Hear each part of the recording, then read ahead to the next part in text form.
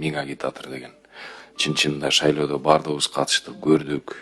Мыйзамсыз байыган олигархтар. Эми соттун чечими менен гана бирөөнү күнөөлүү дез болот, бирок ошол учурда дагы эл билет да кимдин ким экенин, кандай жол менен келгенин көрүп атат.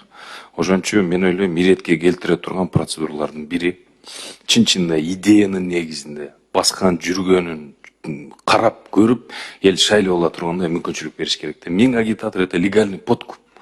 Ушуну к нашему студу өткөнкү чакырылышта ушу кабыл алып алдык да, ушуну кайсы бир күчтөрдүн таасири менен. Фамилияларды айтпай эле коеюн. Санын эле айтып койсоңуз болот. Бизде анализ бар.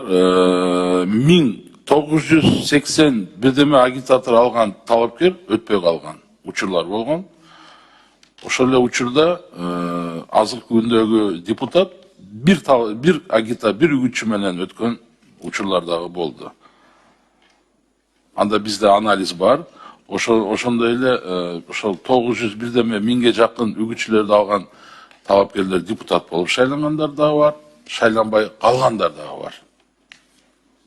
Ал түшүнүктүү, ошо миң агитатор алган канча талапкер болгон, өзү негизи ошол мыйзам бул жаатында иштегенби, иштеген эмеспи? Миң агитаторду алган талапкерлер канча болду деп ошону сурайын дедим. Саны мен азыр так айта албайм, примерно где-то бир 15 болгон. Миңге жакын агитатор алгандар. Кайра эле баягы мүмкүнчүлүгүнө, каражатына ылайык.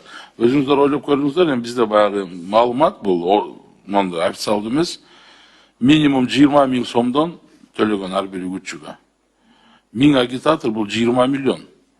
Бедер Кубаныч туура айтты. Көпчүлүк талапкерлерде андай мүмкүнчүлүк жок.